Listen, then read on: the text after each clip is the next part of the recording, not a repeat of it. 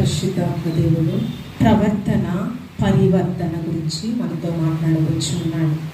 ప్రవర్తన గురించి పరివర్తన గురించి మనతో మాట్లాడవచ్చున్నాడు.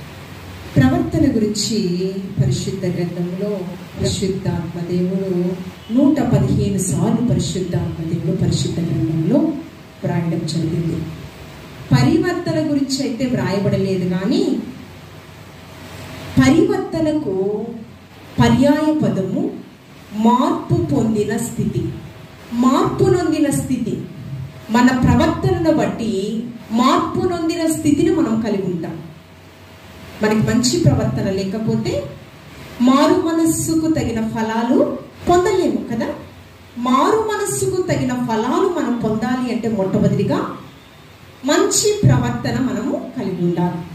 ఋతు గ్రంథంలో పరిశుద్ధాత్మ దేవుడు 3వ అధ్యాయం 10వ వచనంలో, నా కుమారి యెహోవా చేత నీవు దీవెన నొందిన దానవు, కొద్దివారినే గాని గొప్పవారినే గాని యవనస్సులను నీవు వెంబడింపక ఉండుట వలన నీ మునుపటి సత్ప్రవర్తన కంటే వెనుకటి సత్ప్రవర్తన మరి ఎక్కువగా ఉంది. అంటే ఇంతకు ముందు నువ్వు బ్రతికిన దినాల కంటే నీ ప్రవర్తన, రానున్న దినాలలో నీ ప్రవర్తన చాలా మంచిగా ఉందమ్మా. అనేక మంది యవనుల కంటే భిన్నమైన ప్రవర్తన నీ ప్రవర్తన. నా కుమారి, నీవు భయపడకు, యెహోవా చేత నీవు దీవెన నొందిన దానం. ఎంత గొప్ప విషయం అండి. చిన్న వయసులో, యవ్వన వయసులో భర్తను కోల్పోయింది. మామయ్య చనిపోయారు. ఏమండి, కుటుంబంలో మగవారే లేరు కదా. అత్త నయోమిని అంటి పెట్టుకుని ఉంది. వెళ్ళమ్మా, నీ చిన్న వయసు కదా, నీ మోయాబు దేశానికి వెళ్ళిపోయి మరొక వివాహం చేసుకోమంటే అంటుంది, అత్తమ్మ నీవు నాకు అమ్మతో సమానము, మరణమే తప్ప నిన్ను నన్ను ఏది కూడా ఎడబాపదు అంటుంది. నీ జనమే నా జనము, నీ సంతోషమే నా సంతోషము. క్రియాత్మకంగా చూపించిందండి తన వ్యక్తిత్వం. తల్లి పట్ల ఎంత ప్రేమను చూపిస్తామో అలాంటి ప్రేమ రూతు తన అత్తమ్మ పట్ల చూపించింది. తన ప్రవర్తనంట మనుష్యుల దయలో వర్ధిల్లే విధంగా, తరువాత దేవుని దయలో యజమానుడైనటువంటి బోయాజు అంటూ ఉన్నాడు, నీ ప్రవర్తన మంచిగా ఉందమ్మా, సత్ప్రవర్తన, మంచి ప్రవర్తన కలిదానవు నీవున్నావమ్మా అని ప్రశంసిస్తూ ఉన్నాడు. పరిశుద్ధ గ్రంథంలో జ్ఞానిటువంటి సలోమాను గారు సామెతల గ్రంథంలో 3వ అధ్యాయం 6వ వచనము, 3వ అధ్యాయము 6వ వచనము, నీ ప్రవర్తన అంతటి మీద అధికారం ఎవరికి ఇవ్వాలంట? త్రియేక దేవునికి అధికారం ఇవ్వాలి. మనుషులకు ఇవ్వకూడదు అధికారము. మనల్ని సృష్టించింది ఎవరు? సృష్టికర్త. సృష్టికర్త కంటే మించిన అధికారం ఎవరికి మనము ఇవ్వడానికి వీలేదు. మనల్ని మన శ్రేయస్సు కోరినటువంటి వాడు, తల్లిదండ్రులైనా మారిపోతారేమో కానీ మనల్ని సృష్టించిన సృష్టికర్త మాత్రము ఏమండి, ఆకాశము భూమి గతించిన మాటలు ఏమండి, ఆకాశానికి భూమికి ఎంత ఎత్తుగా ఉందో మన ఎడల ఆయన తలంపులు, ఉద్దేశాలు అంత ఉన్నతముగా ఉన్నాయంట. ఆయన తలంపులు చాలా మంచివి. నేను పరిశుద్ధుడను, మీరు కూడా పరిశుద్ధత కలిగి జీవించాలని, నేనుండు చోటున మీరు కూడా ఉండాలి అనే తలంపు. ఏంటండి, స్వర్గానికి చేరువవ్వాలనేదే ఆయన తలంపు, ఆయన యొక్క ఉద్దేశం. ఏమంటూ ఉన్నాడు? ప్రవర్తన అంతటి మీద అధికారాన్ని త్రియేక దేవునికి మనము ఇవ్వాలి. ఎవరికన్నా ఇస్తున్నామేమో, మన పైన అధికారము, ఆధిపత్యము మనుషులకు ఎవరికన్నా ఇస్తున్నామేమో. మొదటి ప్రయారిటీ ఆయన అంటూ ఉన్నాడు, నాకంటే తల్లినైనను, తండ్రినైనను, సహోదరినైనను, సహోదరునైనను ఎవరిని అమితంగా నీవు ప్రేమించొద్దు. స్వార్థపరుడా యేసుక్రీస్తు ప్రభువారు? కాదండి. మనుషులను నువ్వు ప్రేమించి వాళ్ళ మీద ఆధారపడి నీవు బ్రతికి నీవు మోసగింపబడుతున్నావు. ఆత్మహత్యలు ఎందుకు జరుగుతున్నాయి? నేను నమ్మకాన్ని కోల్పోయాను, నా అనేటటువంటి వారు నాకు లేరు. ఏమండి, అందరి చేత నేను తృణీకరించబడ్డాను, మోసగింపబడ్డాను, నాకెవ్వరు లేరు. నీవు మోసపోవద్దు, మోసపోకుడి, దేవుడు వెక్కిరింపబడని పరిశుద్ధాత్మ దేవుడు మనుషుల చేత. మనుషులు ఎలాంటి వాళ్ళు? స్వార్థప్రియులు, బింకములాడు వారు, ధనాపేక్ష పరులు. వారు ఎవరంటే తల్లిదండ్రులు కూడా నువ్వు నమ్మొద్దు. తల్లిదండ్రులే బిడ్డలు చంపేస్తున్నారండి నేటి దినాలలో. బిడ్డలు తల్లిదండ్రులు చంపేస్తున్నారు. ఏమంటే క్షయమైన ఈవుల కొరకు, సుఖముల కొరకు ఎవరిని నమ్మలేని పరిస్థితిలో మనము బ్రతుకుతాం. అందుకని అంటూ ఉన్నాడు, నీ ప్రవర్తన అంతటి మీద అధికారిగా ఏకదేని నువ్వు ఉంచినట్లయితే నీకు మంచి త్రోవలు, నీ త్రోవలన్నీ కూడా నీకు సరళములు ఆయన చేస్తాడు. అంతేకాకుండా పరిశుద్ధ గ్రంథంలో మనం చూస్తూ ఉన్నప్పుడు యాకోబు గారు జ్యేష్ఠత్వపు హక్కుల కోసము ఏశావును మోసం చేసి పెద్దవాడు చిన్నవాడికి దాసుడవుతాడని, ఆ వాగ్దానం స్థిరపరచబడాలని ఆమె శాయశక్తులా ప్రయత్నించింది కదా. యాకోబు ఇవడి మారు వేషంలో వెళ్ళి ఇవడి గొర్రె బొచ్చు వెంట్రుకలతో కూడినటువంటి వస్త్రములను ధరించి స్వరము మార్చి ఆయన తన తండ్రికి ఇష్టమైనటువంటి ఇస్సాకుకి ఇష్టమైనటువంటి ఆహారం సిద్ధపరచుకుని వెళ్ళాడు. జ్యేష్ఠత్వపు హక్కులను పొందుకున్నాడు కదా. నీ అన్న నిన్ను చంపడానికి తరుముతాడయ్యా, నీవు నీ మామైనటువంటి లాభాని ఇంటికి వెళ్ళిపోయి అక్కడికి దాగుకొని ఉండు అని చెప్పినప్పుడు అక్కడ ఏం చేశాడు? 20 సంవత్సరాలు కొలువు చేశాడు. అవును కదా. 6 సంవత్సరాలేమో మందను మోపాడు. రాహేలు కోసం 7 సంవత్సరాలు కొలువు చేశాడు. ఏమండి లేయాన్నిచ్చి వివాహం చేయడం వల్ల మరలా 7 సంవత్సరాలు కొలువు చేశాడు. అప్పుడు అంటూ ఉన్నాడు, అయ్యా 10 మార్లు నా జీతాన్ని నువ్వు మార్చావు, ఏ రోజు నిన్ను ప్రశ్నించలేదు. అబ్రహాము దేవుడు, ఇస్సాకు దేవుడు, నేడు నాకు దేవుడు, నాకు తోడుగా ఉన్నాడు. నీవు నా పట్ల అన్యాయంగా ప్రవర్తించావు, కానీ నా దేవుడు నాకు ఇందాకేమన్నాను ప్రవర్తన అంతటి మీద నీకు అధికారిగా ఎవరుండాలి? మామ చేత మోసగింపబడిన 20 సంవత్సరాలు కొలువు చేసినటువంటి శక్తికి మించిన కొలది ప్రయాసపడ్డాడు. ఆయన అంటూ ఉన్నాడు, ఆదికాండము 30వ అధ్యాయం 33వ వచనం చదువమ్మా. ఇక మీదట నాకు రావలసిన జీతమును గూర్చి నీవు చూడవచ్చినప్పుడు నా న్యాయ ప్రవర్తనయే నాకు సాక్ష్యమగును. ఏ ప్రవర్తన కలిగి ఉన్నాడంట? న్యాయంగా 20 సంవత్సరాలు కొలువు చేశానయ్యా, ఈ న్యాయ ప్రవర్తన బట్టి ఎవరు నాకు సాక్ష్యం ఇస్తారు? నీవు ఇవ్వకపోవచ్చు. ఆ పై వచనాల్లో 10 మార్లు నా జీతాన్ని నువ్వు మార్చావు, కానీ ఆ కింద వచనంలో మరి చదవమ్మా.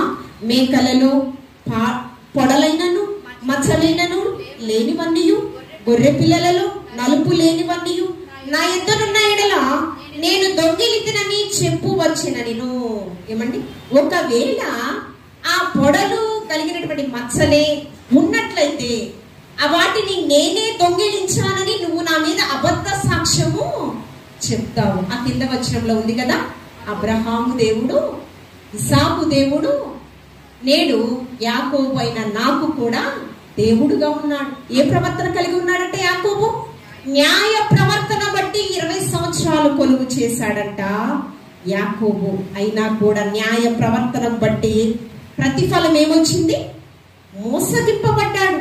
అంతేకాకుండా ఈ లోకంలో మనుషులు దుష్కామ ప్రవర్తన కలిగి ఉన్నారు. ఇందాక చెప్పాను, ఏమన్నాను? తల్లినైనను తండ్రినైనను ఎవరిని అమితంగా నువ్వు ప్రేమించను. దుష్కామ ప్రవర్తన అంటే ఏంటి అంటే పంచకాండాలలో మోషే మాట్లాడుచు ఉన్నారు. లేవి కాండము 20వ అధ్యాయం 14వ వచనంలో దుష్కామ ప్రవర్తన కలిగి ఉంటారంట కొంతమంది. ఒకడు స్త్రీని ఆమె తల్లిని పెళ్లి చేసుకుని ఎడల ఏమవుతుందండి? స్త్రీని ఆమె తల్లిని కూడా పెళ్లి. నేటి దినాల్లో అవే ఎక్కువ జరుగుతున్నాయి, మోసం చేయడం. ఏమండి, స్వార్థపూరితమైన ప్రేమల కోసము మోసం చేస్తున్నారు. ఏం జరుగుతుందంట? తల్లిని ఏమండి సహోదరుణ్ణి, ఆమె పుట్టినటువంటి బిడ్డని పెళ్లి చేసుకుని ఎడల అది దుష్కామ. ఏమిటండి? నియమ కట్టడలు లేని జీవితం, విచ్చలవిడి జీవితం అంటారు కదా. ఆ జీవితములో సొదొమ గొమొర పట్టణస్థుల పరిస్థితులు కూడా అదే ఉందంట. అక్కడ ఏముందంట? దేవదూతలు వచ్చి లోతును తన కుటుంబాన్ని త్వరపెడుతూ ఉంటే అక్కడ ఏమొచ్చారంట? సొదొమ గొమొర పట్టణస్థులు బాలురేమి, చిన్న బిడ్డలేమి, వృద్ధులేమి, యవ్వనులేమి మీ దగ్గరకు వచ్చినటువంటి ఆ పరదేశులను మాకు అప్పచెప్పండి, మా మనసుకు వచ్చినట్టు మేము చేస్తామని. ఏంటి? చిన్న బిడ్డలు కూడా విషపు బీజము, పాపపు బీజం. ఏమండి, ఇక్కడ ఏమంటూ ఉన్నారు? దుష్కామ ప్రవర్తన. ఇలాంటి ప్రవర్తనతో కూడా అన్నిటి దినాలలో మనుష్యులు బ్రతుకుతూ ఉన్నారు. మన రక్షణను ఏమండి, మన శరీరాన్ని, ప్రాణాత్మ దేహములను చాలా జాగ్రత్తగా కాపాడుకోవాలి. ఏమండి, ఏం కాపాడుకోవాలి? ప్రాణము, ఆత్మ, దేహము మాలిన్యము అంటకుండా మనము కాపాడుకోవాలండి. ఈ ఆత్మ త్రియేక దేవుడు మనకిచ్చినటువంటి ఆత్మ. ఈ ఆత్మను పరలోకంలో చేర్చే వరకు కాపాడుకోవాలి. అందుకని యేసుక్రీస్తు ప్రభువారు శరీరధారిగా ఇక్కడికి వచ్చి తండ్రి చిత్తాన్ని నెరవేర్చి సిలువలో చివరి మాట ఏంటి? తండ్రి నీ చేతికి ఆత్మ ఎక్కడికి వెళ్ళాలి? పరమ తండ్రి మనకిచ్చినటువంటి ఆత్మ. నాసికారంధ్రములో జీవవాయువు ఉదగా నరుడు జీవాత్మ. ఈ ఆత్మ ఎవరిచ్చారు? అందుకే స్టెఫను కూడా యూదా ప్రజలు రాళ్లతో కొట్టి చంపుతుంటే, తండ్రి యూదులు చేసినటువంటి అపరాధము నీవు క్షమించు ప్రభువా, తెలియక అపరాధం చేశారని వారి మీద ఏ నేరము నీవు మోపకు ప్రభువా, నీ చేతికి నా ఆత్మను అప్పగించుకొనుచున్నాను అని స్టెఫను యూదా ప్రజలను బట్టి క్షమించమని ప్రార్థన చేసి తన ఆత్మను ప్రభుకి అప్పచెప్పాడు. అంతేకాకుండా యోబు భక్తుడు, విశ్వాసపరుడైనటువంటి యోబు భక్తుడు 29వ అధ్యాయం యోబు గ్రంథము 14వ వచనం చదవండి. తీసిన వాళ్ళ స్పీడ్గా చదవండి. నేను నీతిని వస్త్రముగా ధరించుకొని ఉంటిని కనుక అది నన్ను ధరించెను, నా న్యాయ ప్రవర్తన నాకు వస్త్రమును పాగము. దేని ధరించుకున్నాడంట? యెషయా ప్రవక్త మాట్లాడతాడు, దుర్నీతితో ఉన్న మన వస్త్రాలనంతా పరిశుభ్రపరిచాడంట పరిశుద్ధుడైనటువంటి యేసుక్రీస్తు ప్రభువు. దుర్నీతితో ఉన్న మన వస్త్రములను ఏమండి, నీతి వస్త్రములుగా, ప్రశస్త వస్త్రములుగా, పరిశుద్ధ వస్త్రములుగా, సంతోష వస్త్రములుగా, పాప భారముతో, పాప భయముతో ఉన్న మన జీవితాలను సంతోష వస్త్రం. అందుకే పాట కదా, ఏ వస్త్రములండి? సంతోష వస్త్రం మాకు ధరింప చేసాము, మా దుఃఖ దినములు సమాప్తపరచావు, సంతోషం నీకు వందనం. ఏమండి, ఏ వస్త్రములు? దుర్నీతి వస్త్రములను తీసంట ప్రశస్త వస్త్రములు, పరిశుద్ధ వస్త్రములను ఏమండి, సంతోష వస్త్రములను దేవాది దేవుడు మనకి ధరింపచేశాడు. అందుకనే 14 సంఘములను స్థాపించినటువంటి పౌలు భక్తుడు తిమోతి శిష్యుడితో మాట్లాడుతూ ఉన్నాడు. మొదటి తిమోతికి రాసిన పత్రిక 4వ అధ్యాయము 12వ వచనం చదువుకుందాం. 4వ అధ్యాయము 12వ వచనం చదువుకుందాం. నీ యవ్వనమును బట్టి ఎవడును నిన్ను తృణీకరింపనీయకుము, మాటలోను, ప్రవర్తనలోను, ప్రేమలోను, విశ్వాసములోను, పవిత్రతలోను విశ్వాసులకు మాదిరిగా. ఏమంటున్నాడు? నీ యవ్వనత్వాన్ని బట్టి నిన్ను తృణీకరించారు అంటే దానికి అర్థం ఏంటి? నీకు మంచి ప్రవర్తన లేకపోతే, నువ్వు విశ్వాసములో ఫలాభివృద్ధి పొందకపోతే, నీ పవిత్రతను నీవు కాపాడుకోపోతే, నీవు యవ్వనత్వాన్ని బట్టి అనేకులు నిన్ను విమర్శిస్తారు. విమర్శనాత్మకమైన జీవితం నీకొద్దు. నువ్వు అలా ఉండకూడదంటే ఏమన్నాడు? నీ ప్రవర్తన అంతటి మీద దేవునికి అధికారిగా ఉంచి, నీ ప్రవర్తన మీద ఎవరు కూడా నిన్ను తీర్పు తీర్చే విధంగా ఉండకుండా నిన్ను నీవు చాలా జాగ్రత్తగా కాపాడుకోవాలి తిమోతి అంటూ ఉన్నాడు. మొదటి పేతురు రాసిన పత్రిక 1వ అధ్యాయం 16వ వచనము. ఇందాక ఆల్రెడీ చెప్పాను, నేను పరిశుద్ధుడను. మొదటి పేతురు రాసిన పత్రిక 1వ అధ్యాయం 16వ వచనము. మిమ్మును పిలిచిన వాడు పరిశుద్ధుడై ఉన్న ప్రకారము మీరును సమస్త ప్రవర్తన యందు, ఇందాకే చెప్పాను, ఏమని చెప్పాను? నేను పరిశుద్ధుడను, మీరు కూడా పరిశుద్ధత కలిగి జీవించినట్లయితే నేనుండు చోటున స్వర్గానికి చేరువవుతాము. ఏమంటూ ఉన్నాడు? మిమ్మల్ని పిలిచిన వాడు ఆయన పరిశుద్ధుడు, పరిశుద్ధుడైన ప్రకారం మీరు సమస్త ప్రవర్తన యందు కల్మషం లేని హృదయం కలిగి పరిశుద్ధులుగా మీరు బ్రతకాలని. అంతేకాకుండా యూదా పత్రిక 1వ అధ్యాయం 23వ వచనములో, యూదా పత్రిక 1వ అధ్యాయము, అగ్నిలో నుంచి లాగినట్లు కొందరిని రక్షించుడి, శరీర సంబంధమైన వారి అపవిత్ర ప్రవర్తనకు, అపవిత్ర ప్రవర్తన కంట మనం ఏం చేయకూడదు?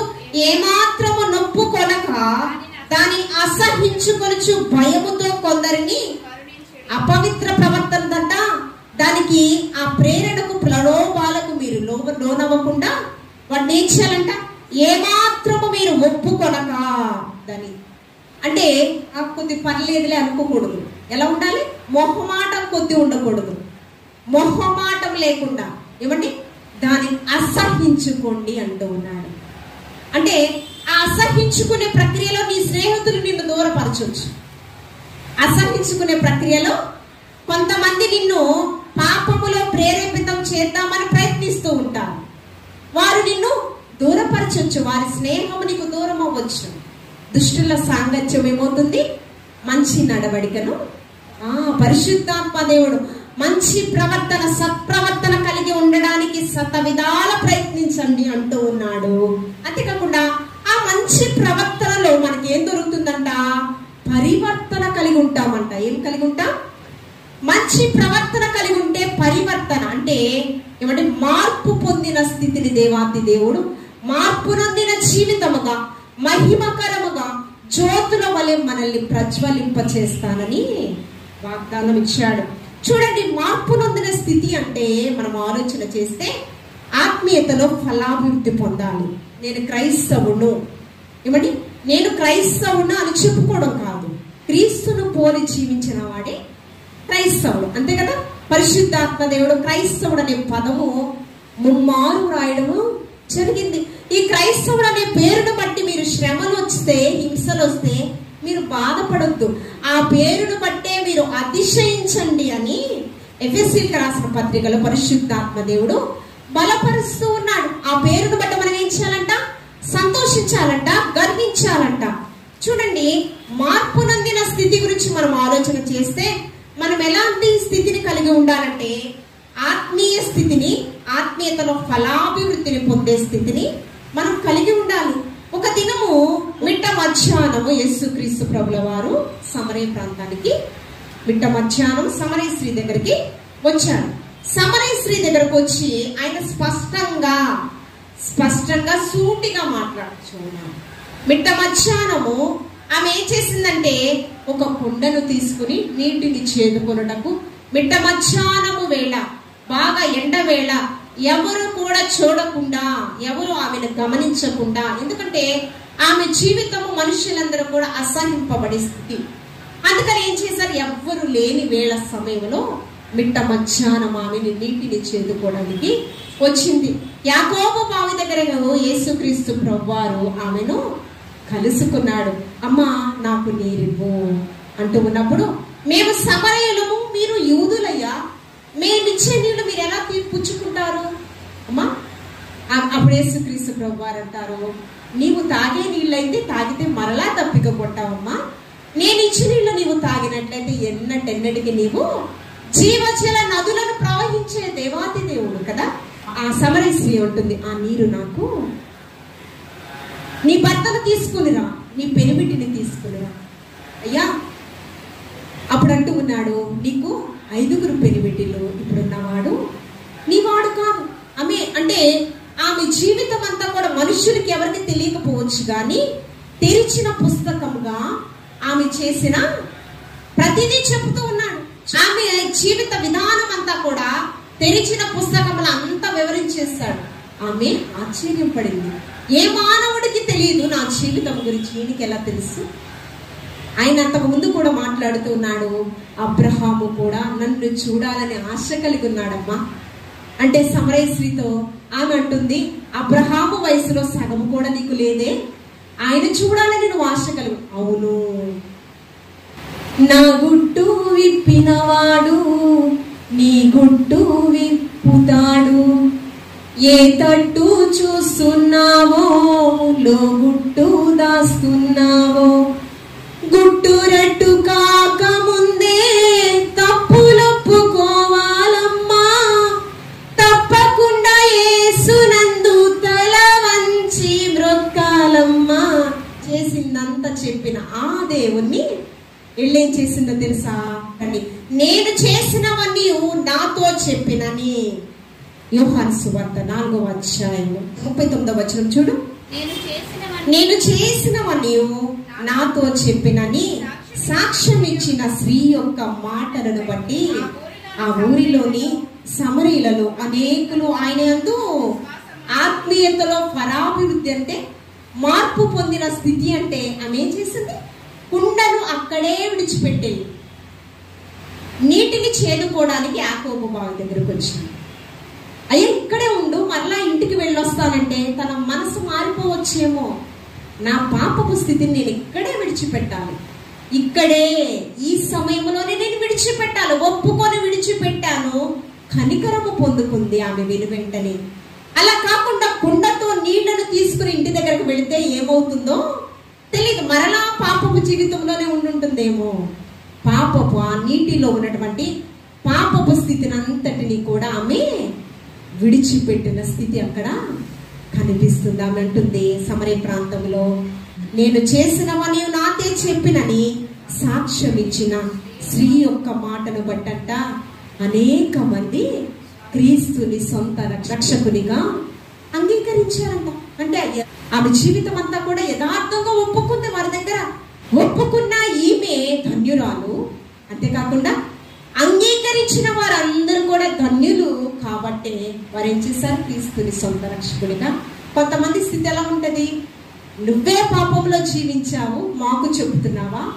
నిర్లక్ష్య వైఖరి. కానీ వారు నిర్లక్ష్య వైఖరి చూపలేదండి, దురద చెవులతో లేరండి. వెంటనే మారు మనస్సు, మార్పు పొందిన స్థితి ఆమె నుంచి ఎవరిలోకి వెళ్ళిపోయింది? సమరయ ప్రాంతపు వాస్తవ్యంలోకి. స్థితి అలా ఉండాలని, ఫలాభివృద్ధి పొందే విధంగా ఆత్మీయ స్థితి ఉండాలి. మన ద్వారా ఒక ఆత్మ ప్రభు వైపు ప్రభావితం అవ్వాలి. మార్పు పొందిన స్థితి కలిగినటువంటి వారు ఆ రీతిగా బ్రతుకుతారు. అంతేకాకుండా పరిశుద్ధ గ్రంథంలో యేసుక్రీస్తు ప్రభుల వారు ఎక్కువగా ఆయన ఏ సూచక క్రియ చేస్తున్నా కూడా ఎక్కువగా ఆయన్ని అంటి పెట్టుకున్నటువంటి శిష్యులు ముగ్గురు. పేతురు, జెబెదయి కుమారులు యాకోబు, యోహాను కదా. ఆ బాధ్యత కూడా తల్లి బాధ్యత ఆ యోహానికి ఇచ్చారు. పరలోక రాజ్యాన్ని శిష్యులు ఎవరు చూడలేదు, కానీ ఆ యోహాని చూశాడు కదా. ఆ రమారమి ఆయన ఎన్ని పుస్తకాలు రాశారు? యోహాను సువార్త, 3 పత్రికలు యోహాను, 5 ప్రకటన గ్రంథము, 5 పుస్తకములు పరిశుద్ధ గ్రంథములో వ్రాయడము జరిగింది. పరలోకాన్ని చూసే గొప్ప యోగ్యతను సంపాదించుకున్నాడు. అయితే ఒక దినాన ఒలీవల కొండల దగ్గరికి యేసుక్రీస్తు ప్రభువారు పేతురును, యాకోబుని, యోహానుని వెంట పెట్టుకుని తీసుకుని వెళ్ళారు. వారి దగ్గరంట యేసుక్రీస్తు ప్రభువారు రూపాంతరం చెందారంట. మార్పు పొందిన స్థితి వారికి చూపించాడు. ఆ మార్పు నొందిన స్థితి ఏ రీతిగా ఉందంటే మత్తయి సువార్త 17వ అధ్యాయము 2వ వచనం చదువమ్మా. 1వ వచనం కూడా చదువు.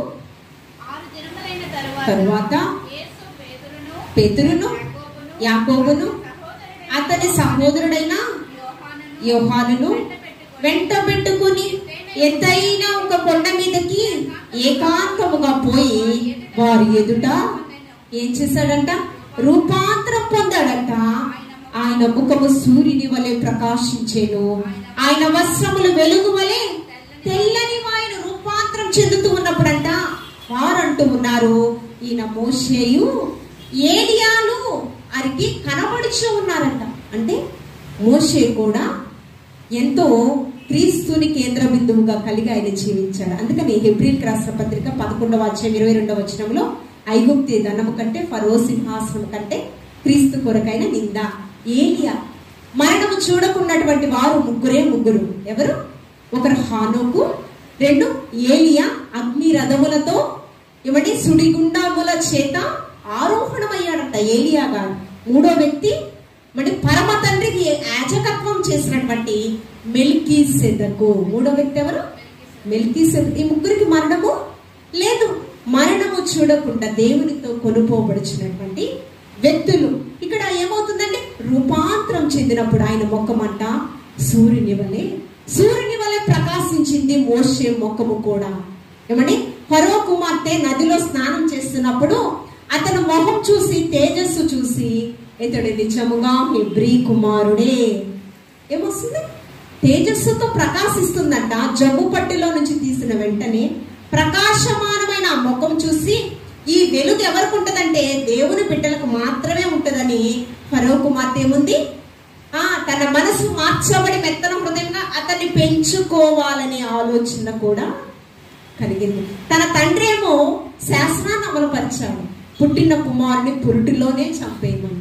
కానీ కుమార్తెకు మంచి మనస్సును, ప్రేరణను, పరివర్తనను దయచేసి ఆమెలో ఏమండి ఆ బిడ్డను కాపాడేటటువంటి ఆలోచనలు దేవాది దేవుడు మెత్తని హృదయంగా మార్చాడు.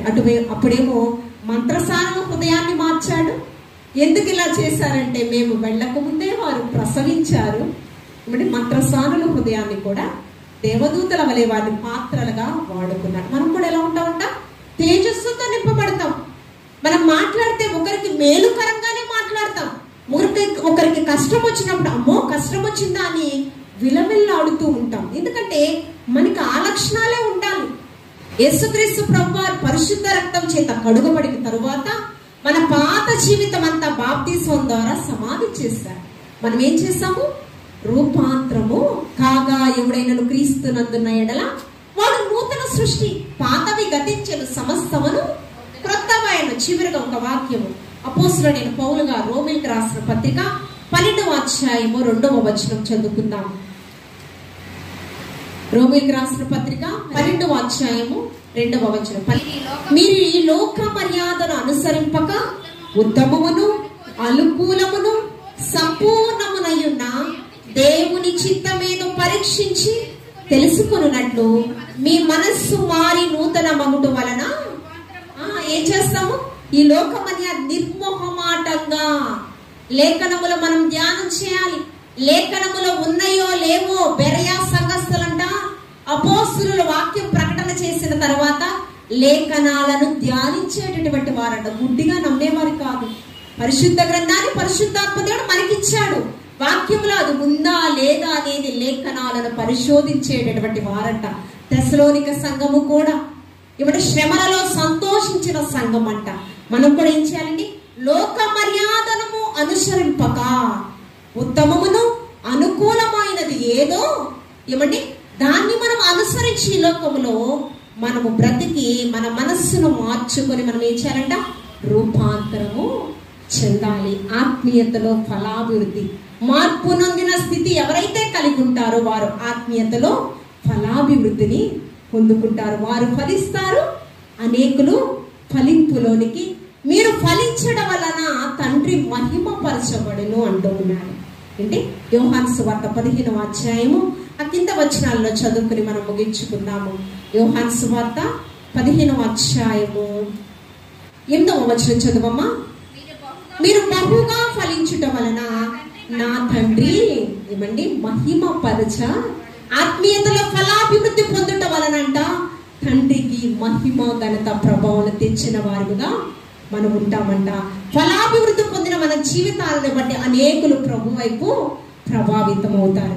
మొదటికి మనం ఏం కలిగి ఉండాలి, సత్ప్రవర్తన, మంచి ప్రవర్తన, న్యాయ ప్రవర్తన మనం కలిగి ఉంటే పరివర్తనలోనికి దేవాతి దేవుడు మనల్ని మార్చుకుంటారు. మార్పు నొందిన స్థితి నుంచి ఆత్మీయతలో ఫలాభివృద్ధిని పొందించి రూపాంతరం చెందేటటువంటి గొప్ప యోగ్యతను దేవాతి దేవుడు మనకి దయచేస్తాడు. ఆ రీతిగా సత్ప్రవర్తనతో మార్పు నొందిన స్థితిని కలిగి రూపాంతరం చెందే స్థితిలో మనమందరం ఉండాలని దేవాతి దేవుడు ఈ మాటలు మనందరి వెనుకల్లో బహుగా ఫలించి ఆశీర్వదించునుగాక.